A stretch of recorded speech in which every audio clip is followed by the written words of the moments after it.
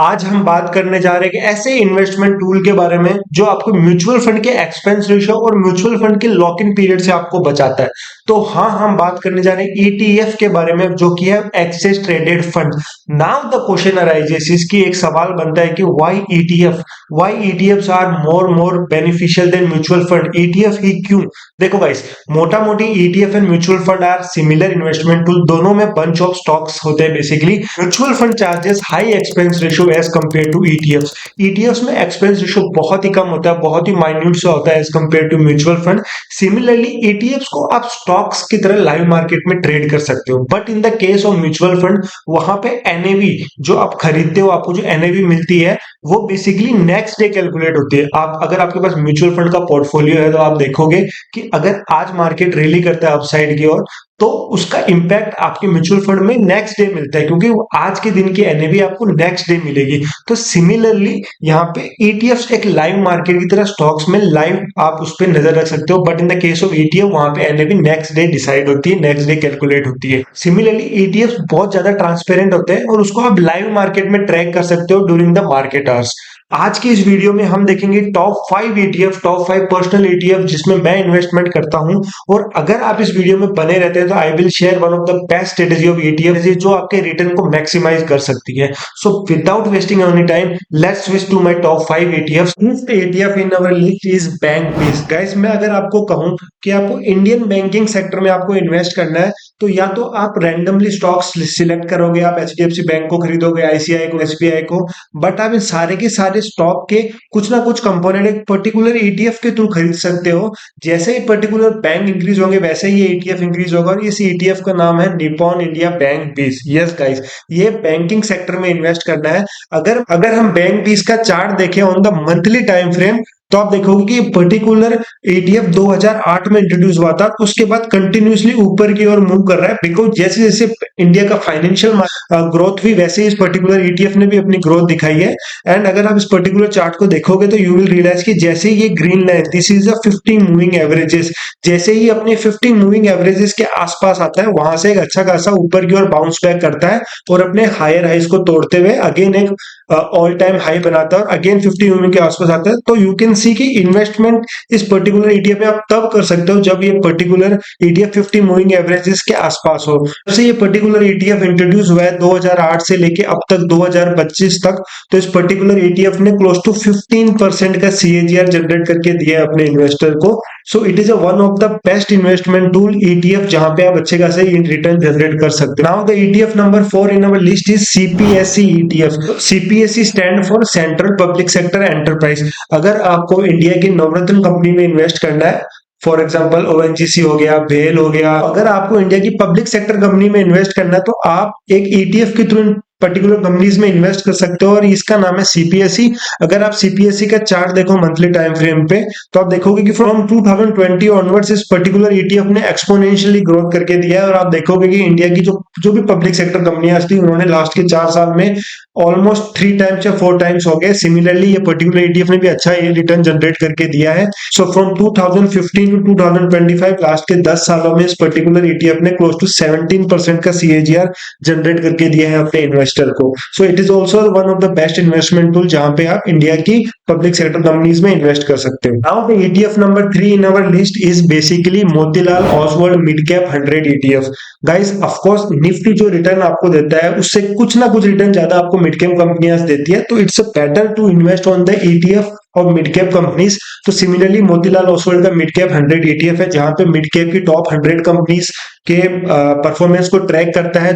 सो अगर आप इस पर्टिकुलर ईटीएफ का चार्ट देखो तो this was the corona crash, जहां पे इसने एक अच्छा खासा डाउनसाइड मोमेंटम दिखाया, but after that the particular ETF has been giving you exponentially growth. And the particular ETF has been introduced in 2011 और वहां से लेके अब तक 2025 तक, यानी क्लोज टू 14 इयर्स में इस पर्टिकुलर ईटीएफ ने आपको क्लोज टू 18% का सीएजीआर जनरेट करके दिया, which is unimaginable, like 18% CAGR without any expense ratio. Like mutual fund अगर आपको 18% रिटर्न करके दे रहा है तो वहां पे अच्छा खासा एक्सपेंस रेशियो, बट ETF में ऐसा कुछ भी नहीं है।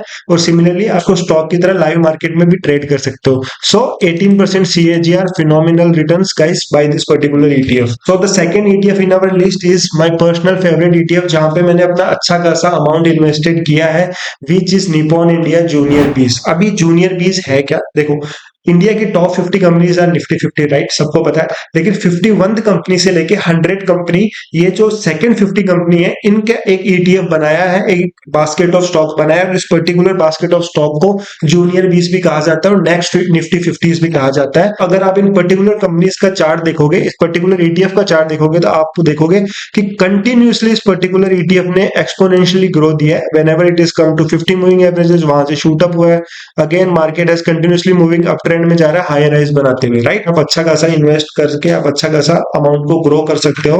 एंड मैं अगर CAGR की बात करूं तो this particular ETF has been introduced in 1000 mid 2007 2008, और वहां से लेके 2025 क्लोज टू 18 इयर्स में इस पर्टिकुलर ETF ने क्लोज टू 19% का CAGR अर्न करके दिया है। स्पेशली लास्ट के 4 ईयर में क्लोज टू 23% का CAGR जनरेट करके दिया है।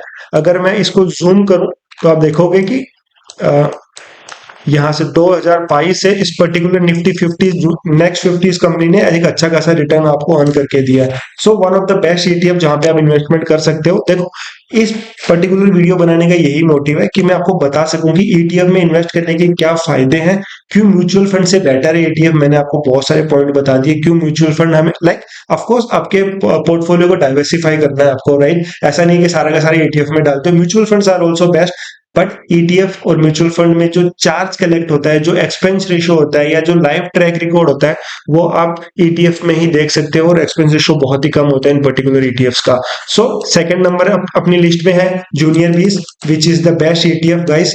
Now the ETF number 1 in our list is Motilal Oswal Nasdaq 100। Guys इस पर्टिकुलर ETF ने अपने इन्वेस्टर्स को close to 22% return of CAGR generate करके दिया है। क्या आप यकीन मानोगे, 22% ऑफ CAGR। लाइक अगर मैं निप्पॉन इंडिया का म्यूचुअल फंड छोड़ दूं स्मॉल कैप, उसके अलावा कोई भी ऐसा फंड या कोई भी ऐसा एसेट क्लास नहीं है एक्सेप्ट स्टॉक जिसने इतना अच्छा खासा रिटर्न जनरेट करके दिया है कंसिस्टेंटली। और अगर आप इस पर्टिकुलर ETF का चार्ट देखोगे ना, लाइक ये इसका चार्ट है, कहीं भी ड्रॉ डाउन आपको देखने को नहीं मिलेगा। ये एक छोटा सा कोरोना क्रैश है, उसके बाद कंटिन्यूसली ये पर्टिकुलर ETF ऊपर की ओर जा रहा है। देखो इस पर्टिकुलर ETF की स्पेशलिटी ये है कि ये बेसिकली बाहर की टेक कंपनीज, अमेरिका की टेक कंपनीज जैसे गूगल हो गया, माइक्रोसॉफ्ट हो गया, एप्पल हो गया, निविडिया हो गया, एक पर्टिकुलर कंपनी में भी एक्सपोजर रखता है। इंडियन कंपनीज में तो ऑफकोर्स कहीं ना कहीं इन्वेस्ट कर रहा है, पर ये बाहर की US कंपनीज में जो बेसिकली जिनका बहुत बड़ा मार्केट कैप है, ट्रिलियंस में मार्केट कैप है, उन पे भी अच्छा खासा इन्वेस्टमेंट करके रखता है इस पर्टिकुलर ETF ने। अगर आप इंटरनेशनल एक्सपोजर और हाई ग्रोथ इंडस्ट्रीज में इन्वेस्ट करना चाहते हैं तो ये ETF आपके लिए बेस्ट है। और अगर इस पर्टिकुलर ETF का अगर मैं CAGR बताऊं तो क्लोज टू 20% ऑफ CAGR इसने जनरेट करके दिया है लास्ट के पूरे डिकेड्स में। ये इंट्रोड्यूस हुआ था 2000 मिड 2011 में, तब से लेके अब तक 2025 तक इसने क्लोज टू 20% का CAGR जनरेट करके दिया अपने इन्वेस्टर को, which is unimaginable. So this is the ETF top 5 पर माय पर्सनल फेवरेट ETF जहां पे आप इन्वेस्टमेंट कर सकते हो if you want to diversify. And ETFs are the best investment tool आज के टाइम में, आज के मार्केट में। If you are hesitating to invest in the stock, because stocks में कभी भी ड्रॉ डाउन अच्छा खासा हो सकता है, कभी भी उनके रिजल्ट्स नेगेटिव आए तो अच्छा खासा ड्रॉ डाउन आपको देखने को मिलेगा। बट ETF में ऐसा नहीं होता, बिकॉज ETF के लिए the bunch of stock similar to the mutual fund. अगर एक कंपनी बेकार करेगी तो बाकी कंपनी कहीं ना कहीं उस पर्टिकुलर ETF को संभाल लेगी, जिससे एक बहुत ही कम ड्रॉ डाउन आपको देखने को मिलेगा as compare to equity. So guys कौन सा ETF आपको सबसे ज्यादा पसंद आया, कौन से ETF में आप इन्वेस्टमेंट हो, तो प्लीज कमेंट में जरूर बताना। और इसके अलावा कोई भी ETF जिसमें आप इन्वेस्टमेंट हो तो ऑफ कोर्स मुझे बताना। So thank you guys for watching my this video. अगर ये आपको वीडियो अच्छी लगी तो आप मेरे चैनल को एक्सप्लोर कर सकते हो। If you found interesting so go and subscribe this channel. Thank you guys, meet you in the next video.